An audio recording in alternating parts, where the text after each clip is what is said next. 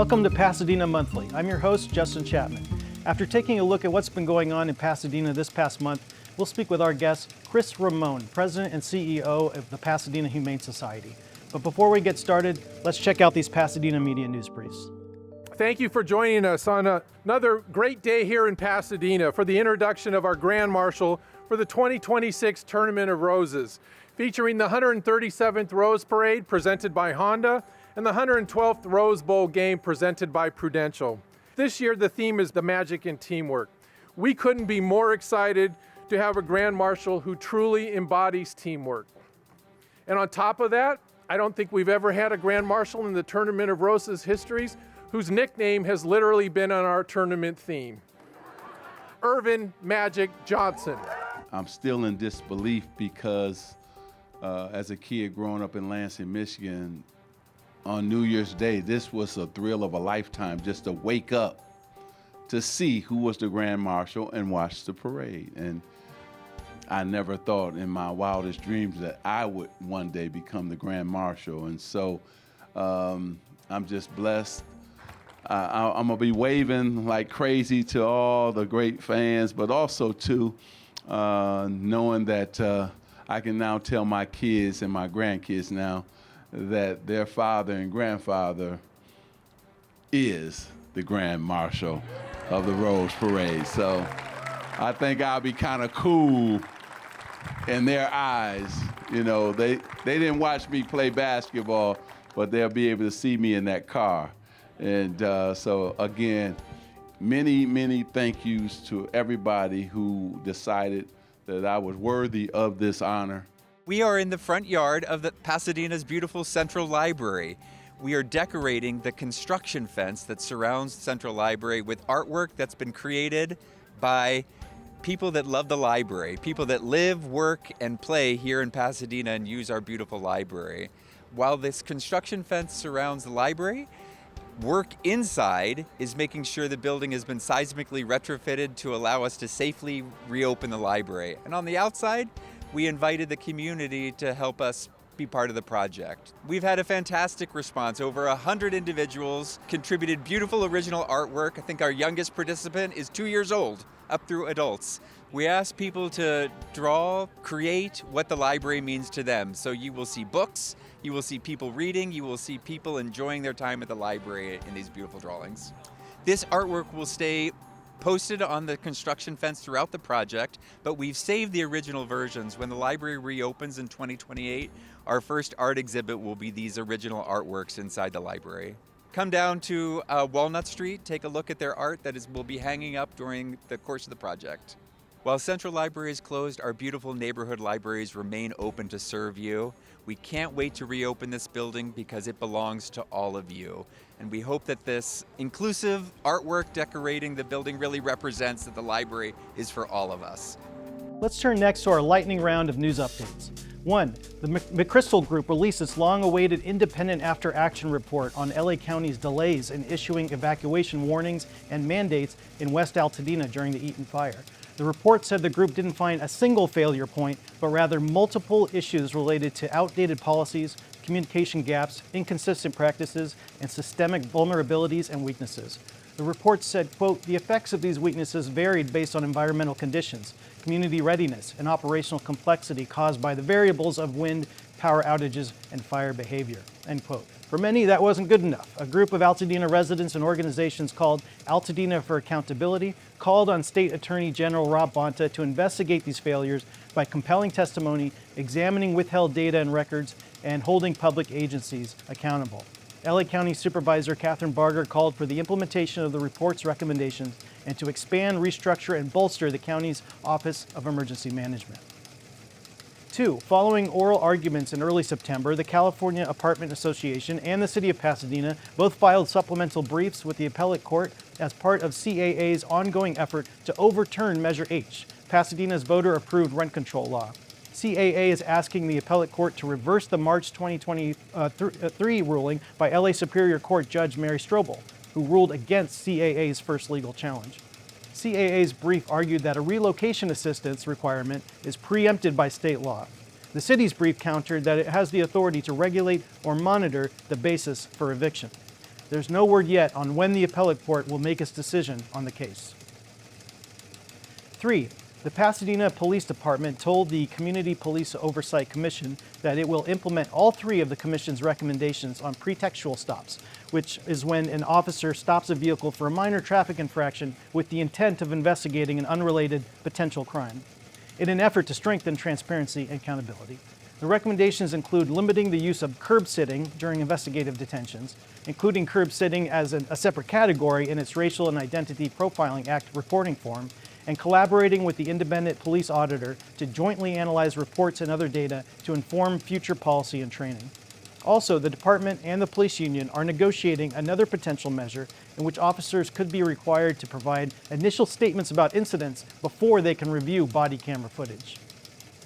4. JPL announced that it will lay off about 550 additional technical, business, and support employees, about 11% of JPL's total staff. This is on top of the more than 800 jobs already cut in 2 rounds of layoffs last year. JPL Director David Gallagher said the cuts are part of an ongoing reorganization effort and not tied to the current federal government shutdown. He added that this was essential to securing JPL's future by creating a leaner infrastructure. 5. The Pasadena Public Health Department confirmed the first human case of West Nile virus in the city this year, the first local infection in 3 years. There is no vaccine or cure for West Nile virus in humans, so taking preventative measures is the only way to reduce the risk of infection. Public health officials are monitoring disease activity and working with the San Gabriel Valley Mosquito and Vector Control District to inspect and treat public areas where mosquitoes breed. Residents must also take precautions against mosquito bites by tipping out stagnant water around their property every week, tossing unused containers that can collect water, repairing window screens, wearing protective clothing, and applying insect repellent. 6. The Pasadena City Council officially terminated the local public health emergency that was first declared in January following the Eaton fire and the windstorm, saying conditions have now improved enough that the Pasadena Public Health Department can manage remaining recovery efforts within existing operations, ending the need for the formal emergency declaration. Also, the Eaton Fire Collective, a coalition of more than 200 nonprofits, government agencies, and community partners, opened its permanent hub for resources for survivors. Called the Eaton Collaboratory, it is housed in the former JPL Mission Control Center located at 540 West Woodbury Road. 7. As you saw in the opening briefs, Magic Johnson was selected as Grand Marshal of the 2026 Rose Parade. And in other parade news, Fiesta Parade Floats is back. Now known as Fiesta Productions, the company will once again build Rose Parade floats after the Tournament of Roses dropped the company as an authorized float builder more than a year ago because it did not meet established criteria. Nearly a dozen employees of the old Fiesta company, which made award-winning floats for the parade for 36 years, have resurrected the new Fiesta company. 8. The city of Pasadena has put 10 of the 17 vacant Caltrans houses it purchased on the market. They were acquired at the original acquisition price and will be sold at market rate. The city must then use the proceeds towards 3 new affordable units for each Caltrans house purchased elsewhere in the city by the end of 2026. 3 more houses will be listed soon, and 4 more may be sold to affordable first-time home buyers later on. And the city is anticipating purchasing additional vacant properties in the future. Information about the properties is available at PasadenaCalTransProperties.com. 9. City Council held a 710 project workshop at its meeting this week. City staff and consultants provided updates on their public engagement, early design testing, and policy work over the past year. At the workshop, council members provided their feedback on the various options presented by staff and Perkins Eastman, the consultant. The city has now owned the 50-acre property for more than 3 years. The master plan process is now moving from an options and engagement phase into a documentation and refinement phase, in which a draft vision plan will be completed and presented to the City Council in March. The 710 Advisory Group is expected to submit its recommendations to the Council this fall. And 10. A few good Pasadenans and friends of Pasadena passed away in the past month. Jane Goodall, the renowned chimpanzee researcher and environmental champion who spoke in Pasadena recently, died at age 91 of natural causes, just moments before she was set to speak in Pasadena again to school students at EF Academy to announce a campaign to plant more than 5,000 trees in the Pacific Palisades and Altadena area over the next 3 to 5 years. A partnership including EF Academy, St. Mark's School, UCLA School of Education, and other schools and organizations. Also, Dr. Diane Filibosian passed away, a longtime Pasadenan who was an educator and a champion for young students. She helped create Pasadena's first ever early childhood development policy, which led to the establishment of the city's Office of the Young Child. She served on numerous boards and commissions, including the PCC Foundation and the Pasadena Playhouse, as well as state and county child development councils. Also, Sidney Kirkpatrick passed away at 69, who was also a longtime Pasadenan and a New York Times best-selling author, researcher, and documentary filmmaker.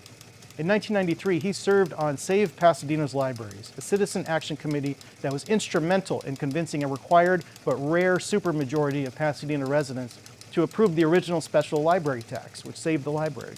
During that campaign, he organized a funeral procession on Walnut Street in front of the Pasadena Central Library, complete with a casket filled with books on a horse-drawn buggy, pallbearers and mourners, and large black drapes hung on the historic library's facade. In 1997, he organized a popular Friends of the Pasadena Library fundraiser called the Late Great Authors Party, in which professional actors portrayed famous dead writers reading from their books and answering questions in different rooms of the Central Library. Proceeds were used to install the library's computer learning center. A memorial service will be held for him at 11 a.m. on Saturday, November 15th at All Saints Episcopal Church, his favorite church. Visit sydneykirkpatrick.com for more information. Let's welcome our guest, Chris Ramon, President and CEO of the Pasadena Humane Society. Thank you so much for coming on the show. Thank you for having me. Chris began volunteering at Pasadena Humane as a high school student. Over a decade ago, he returned to animal welfare, holding leadership roles at Michelson Found Animals and serving on the boards of several animal welfare organizations.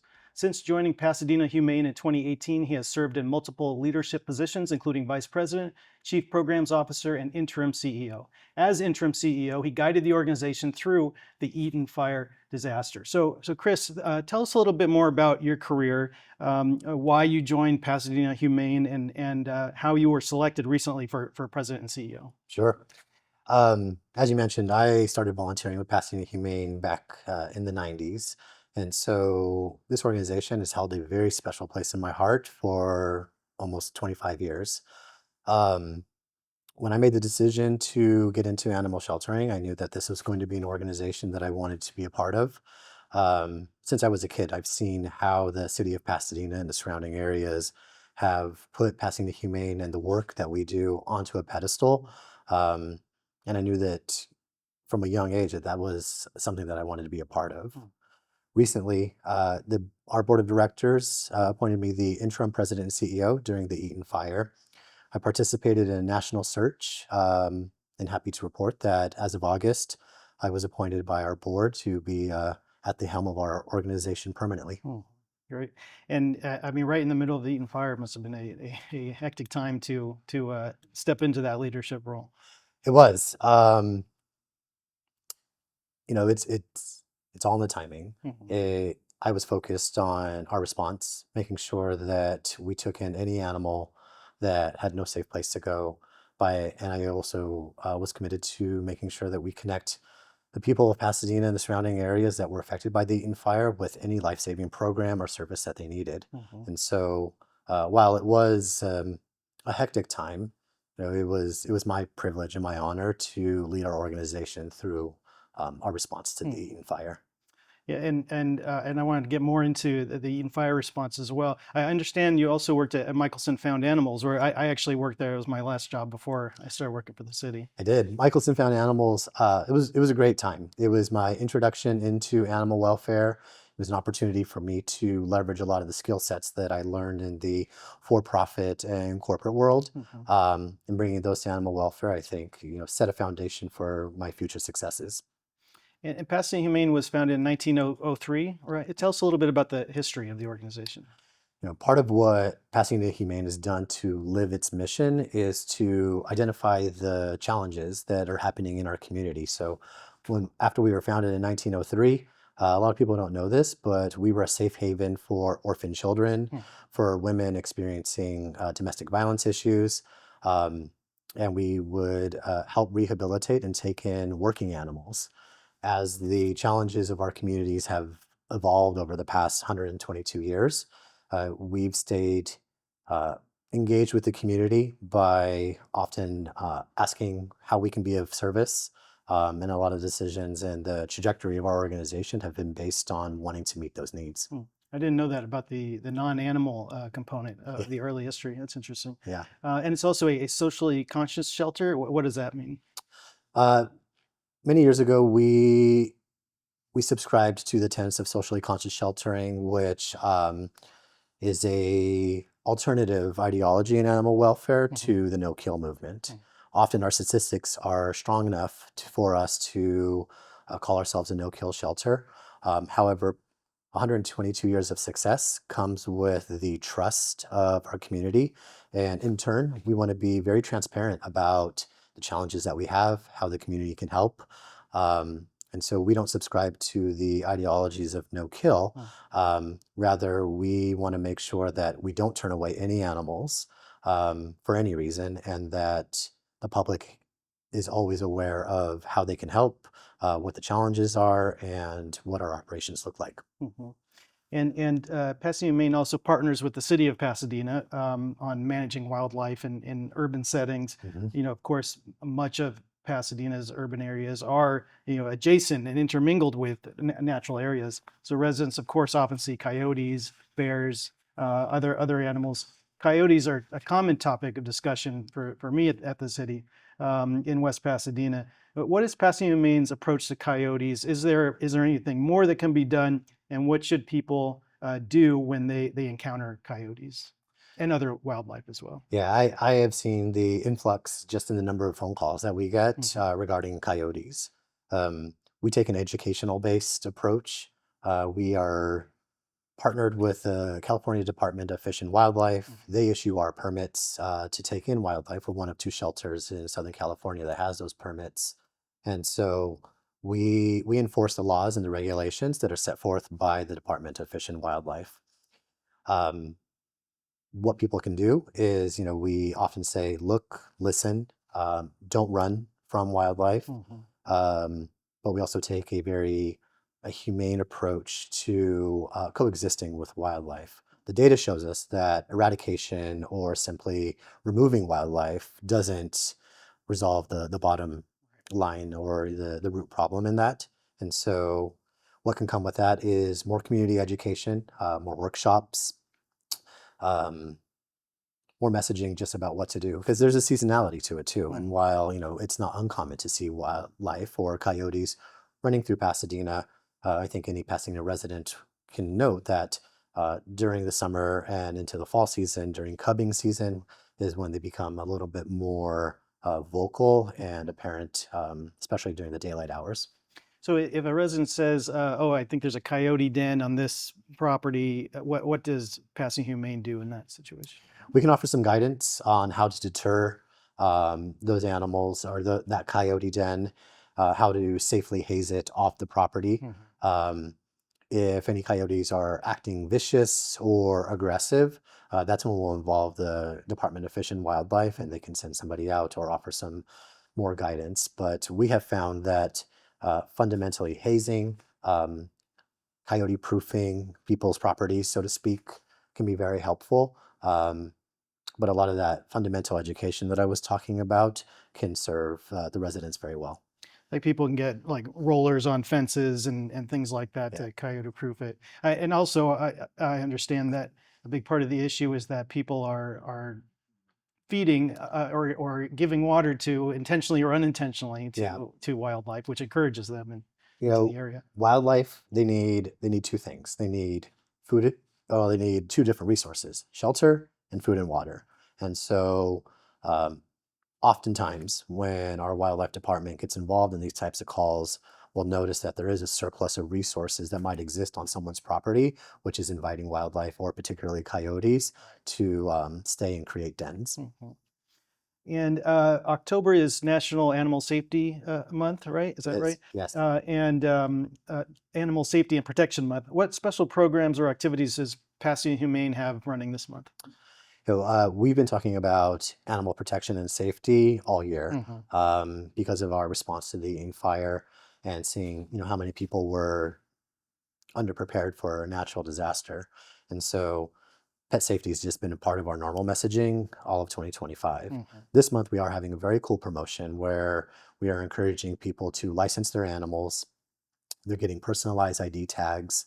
And it's an opportunity to have a conversation around the health safety in vaccinating animals, the benefit of licensing, and with that comes more conversations just about general preparedness. Mhm.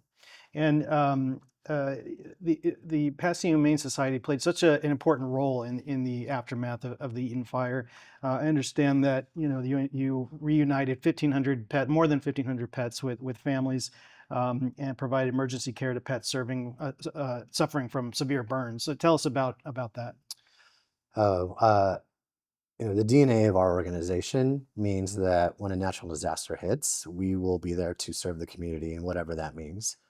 We still to this day have animals who are in our care for emergency boarding whose families lost their homes during the Eaton fire. That's just one small way of how we are committed to making sure that we serve our community. But as you mentioned, we were able to reunite more than 1,600 animals with their owners during the fire and afterwards. And that was a multi-tier approach that involved other agencies. The night that the fire broke out, I called several national organizations and neighboring shelters who have been great partners to us. And so, I'm very proud of my team's efforts in being able to mobilize so quickly.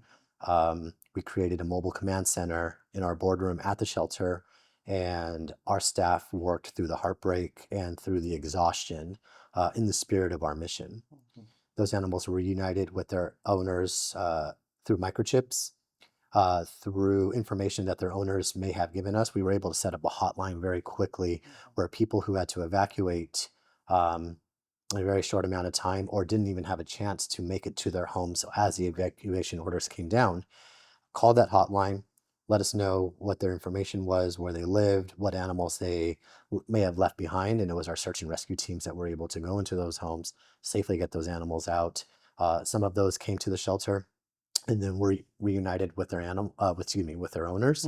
Or there was several in the field reunifications where these owners were standing just outside the barricade with the National Guard because it was too dangerous to go in. We also had a lot of animals who were suffering with severe burns or smoke inhalation, and this was an opportunity for our veterinary health team to exercise the gold standard in care and making sure that all of those wounds were treated. Several of those animals required month-long treatments, bandage change, honey wraps, oxygen therapy. And that didn't extend just to domestic animals. That also extended to the wildlife animals who were driven down into Pasadena from the mountains because of the fire. Pasadena, Maine contracts with 9 cities, I believe, in LA County. Does the organization have the resources it needs, and what can the community do to help support Pasadena Humane's mission? I think the best way to help and join our mission is through monetary or in-kind donations. The donations that we took during the fire, we've been able to ensure that those donations made it into the hands of people that need it the most. Monetary donations going towards specific programs that we have also ensure that those resources continue to be there so that we can serve our community. Outside of that, we are always welcoming of new volunteers, new foster parents. If anybody was ever thinking about opening their houses to a new pet, adopting is also a great way to support our mission. Yeah, no, Pasadena, Maine has a special place in my heart because we got our dog there back in 2013. Recently passed away, but Sorry to hear that. I remember walking through the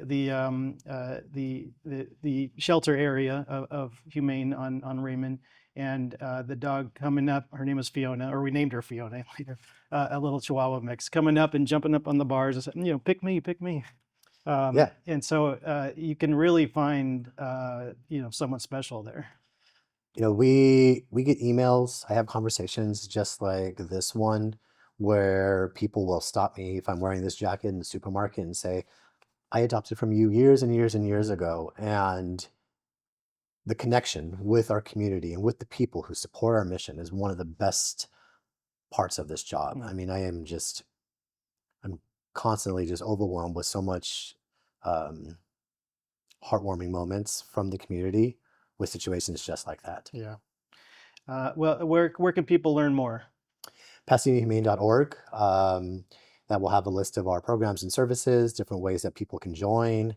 We also invite people to come down during our walkthrough hours and peruse our kennels, perhaps adopt a new animal. Mm-hmm. Great. Well, Chris, thanks so much for joining me on the show, and thanks so much for all the work you're doing, and keep up the good work. Thanks again for having me. Thank you. Before we go, here is this month in Pasadena history. Speaking of All Saints, it was this month in 1923 when the first cornerstone of All Saints Episcopal Church was laid. The historic Gothic Revival Church campus then opened on September 15, 1924, and was dedicated in 1925. The church was designed by the architectural firm Marston, Van Pelt, and Mayberry, and constructed in the 1920s, though it was originally founded in 1883. It is built with stone quarried from Bouquet Canyon in the Santa Clarita Valley and roofed with Vermont slate. The interior of the church features decorative arts, including floor tiles manufactured by Ernest Batchelder and stained glass windows from Tiffany and Judson Studio. The church celebrated its centennial last year. I hope to see you there on November 15th. And thank you so much for joining me for this episode of Pasadena Monthly. Tune in every fourth Friday of the month at 5 p.m. Learn more at pasadenamedia.org and justindouglaschapman.com. We'll see you next time.